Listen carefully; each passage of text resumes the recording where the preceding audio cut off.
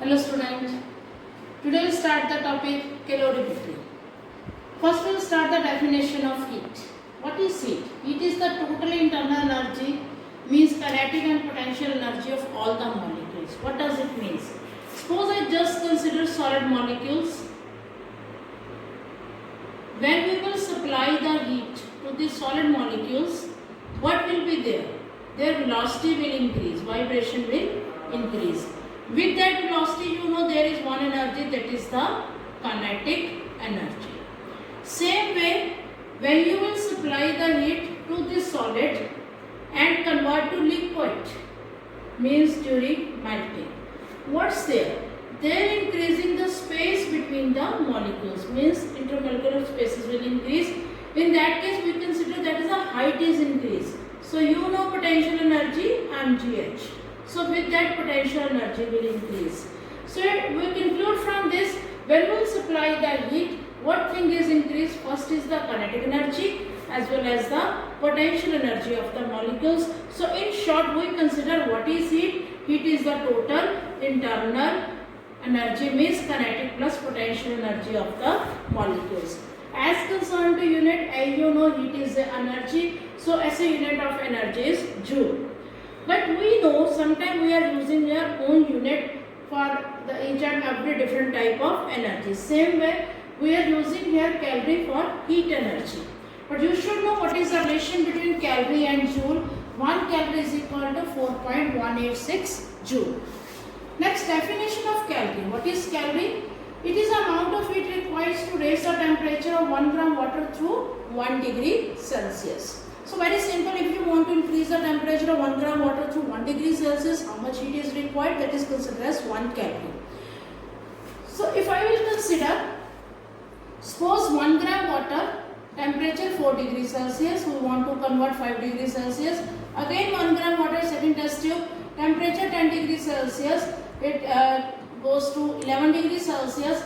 Third test tube, suppose that temperature 50 degrees Celsius, we want to increase 51 degrees Celsius. In short, I just want to increase the 1 degree Celsius temperature. According to my definition, amount of heat energy should be same, because 1 gram water, and I just want to increase the temperature 1 degree Celsius. But actually that's not happened. Reason is enormous expansion of water.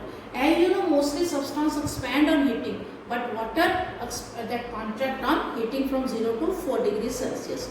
So that's why there is some problem up to 14.5 degrees Celsius. After 14.5 degrees Celsius, no problem. If you want to increase the temperature of water from 16 to 17, then 20 to 21, then 90 to 91, no problem. Only up to 14.5 degrees Celsius. So that's why I will change. So that's why we have changed the range here, 14.5 degrees Celsius to 15.5 degrees Celsius, because after this that there will be no change.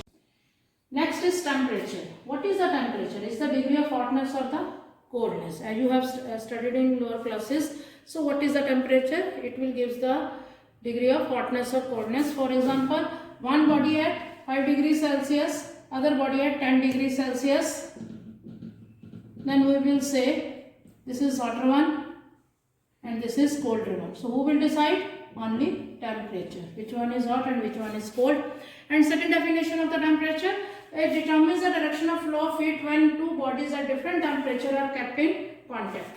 For example, one body at 5, other is 10. If you will kept to contact to each other, what will be there? Heat will transfer from 10 to 5 degrees Celsius.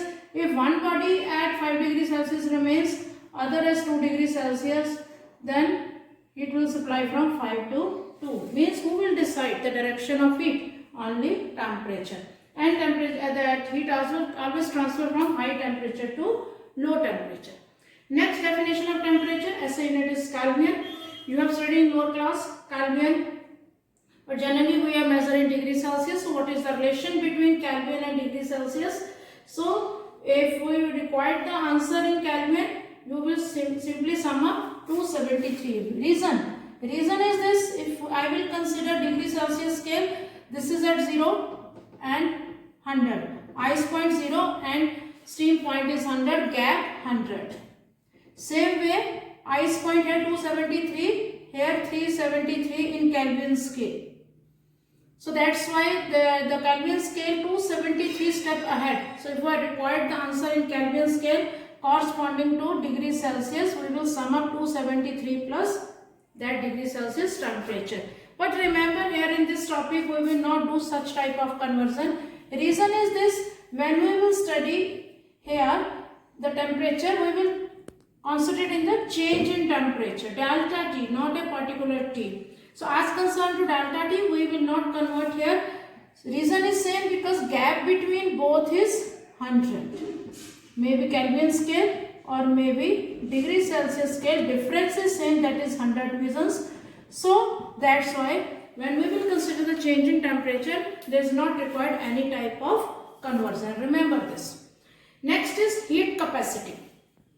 Heat capacity definition: it is the amount of heat energy required to raise the temperature of a substance by 1 degree Celsius. If you will compare with this calorie, in calorie we are required specially water and especially mass. Here we will not consider mass and here we will not consider water. We consider here any substance, temperature of any substance.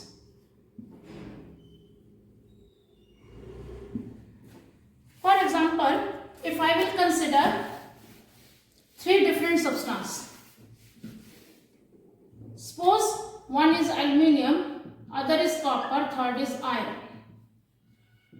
Each and every one at 5 degrees Celsius. I just increase its temperature 1 degree Celsius.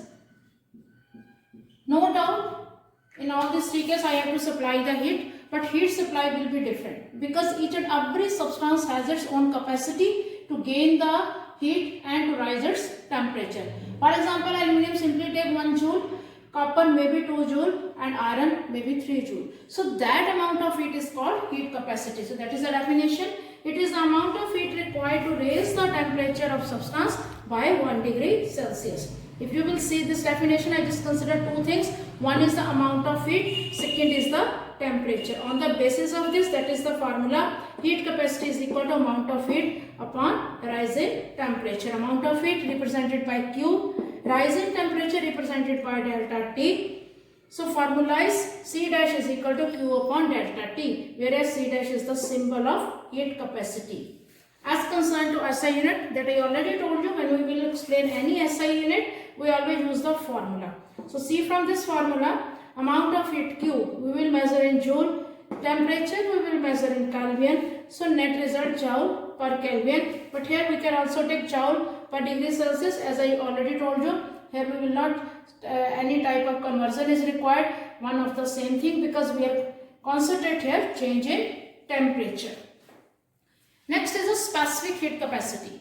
Amount of heat required to raise the temperature of unit mass of substance through 1 degree Celsius. We simply specify the heat capacity with the mass. So here I am adding some mass. So if you will compare these both, here I am adding simply one variable, that is the mass. So what is the formula? Amount of heat upon mass into change in temperature. Q upon M into delta T. Symbol of heat capacity, specific heat capacity is C. Again, what is the SI unit? So again I will use the formula. So SI unit is Q in joule, and mass in kg, and change in temperature in Kelvin. Net result joule per kg per Kelvin or joule per kg per degree Celsius.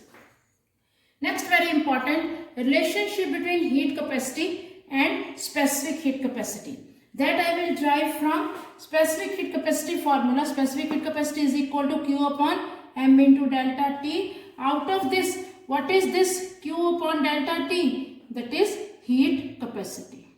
So heat capacity upon mass. So in short, what is the relation? Heat capacity is equal to mass into specific heat capacity. Remember this relationship. Next is some specific heat capacity of the substance. If we will compare specific heat capacity of the substance of different material, so in that water specific heat capacity is maximum. So specific heat capacity of water value is 4200 joule per kg per Kelvin. Means if you want to convert 1 kg water, if you want to convert the temperature of 1 kg water to 1 degree Celsius, how much heat is absorbed by water? 4200 joule. This is also true. If you want to decrease the temperature of 1 kg water to 1 degree Celsius, that water will liberate 4200 joule heat. On the basis of this, I will explain some natural phenomena and consequences of high specific heat capacity of water. So first one is climate near the seashore is moderate. You have studied the sea breeze and land breeze in lower classes. So what is a sea breeze and land breeze? Firstly, the secret behind this only the different heat capacity. Different specific heat capacity of land and water. Remember, the specific heat capacity of land is very much less than the specific heat capacity of water. So what happened during the daytime? Daytime, land will be heated up very quickly. So above the land, what is there? Air will be heated up and that will be lighter and that will rise. The space will empty. Who will take that space? The air above the sea. That will transfer towards the land. That is called sea breeze. And during night time, what is there? During night time, as you know, land will be heated up very quickly as soon as it will cool down very quickly. So during night time, land will be colder than sea. So sea water heated up full day, so it will be remains warm during the night, and air above the sea, that will be heated up and that will rise. As it will be less denser, space will empty. That space will be taken by the air coming from land, that is called land breeze. So that is the secret behind land breeze and sea breeze. Next, hot water bottle, we have for fermentation in winter season, we use water. Again, that is the same reason as water has high specific heat capacity, that is 4200 joule per kg per Kelvin. Why we use the water only? Because when we will fill the water in a bottle, what will be there? That water will liberate the heat 4200 joule and that heat is absorbed by our body for the relief from pain. Next, water use as effective coolant. Why we are using the water as effective coolant? As you know, the running car engine will be heated up sometimes, and to cool down that we are using the water. Reason is this: water has high specific heat capacity. It will take the heat from the engine very quickly, and enormous amount. With that, engine will be cooled down very quickly. Next is in cold countries, the juice bottles and wine bottles, they are kept in a water. Reason is same, because in cold countries generally surrounding temperature below 0 degrees Celsius. With that, if they will keep that ice that juice bottles as well as the wine bottle in open, they will freeze. So to prevent that, they will keep in the water, because water has enormous amount of heat and they will not allow those juice bottles and wine bottles to freeze. Next is during winter, in frosting season, farmer filled the field with the water. What they have done? They surrounding the field, they filled the water.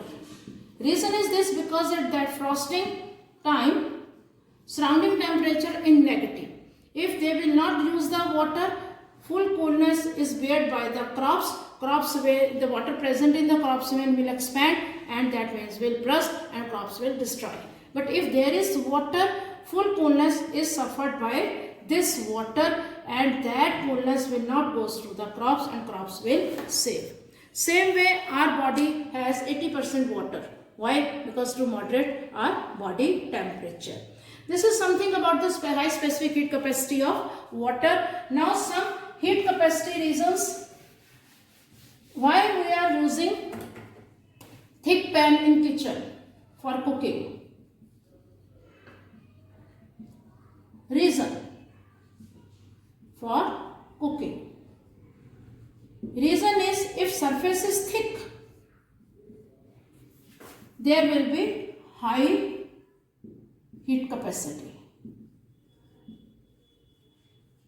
We will supply the heat through the burner and they will spread the heat evenly in all direction, and they will give the heat very slowly to the food, and food can easily cook. Same way in ironing, we will take a thick base so that it will take the heat from that electricity, and they will spread the heat very smoothly to the cloth, and cloth can properly ironing. Last is calorimeter. We are using the calorimeter, and at that calorimeter we will use a vessel that is made with copper. Reason? Because copper has very less specific heat capacity. This is all about some examples of specific heat capacity and heat capacity. Hope you will easily understand, and thank you.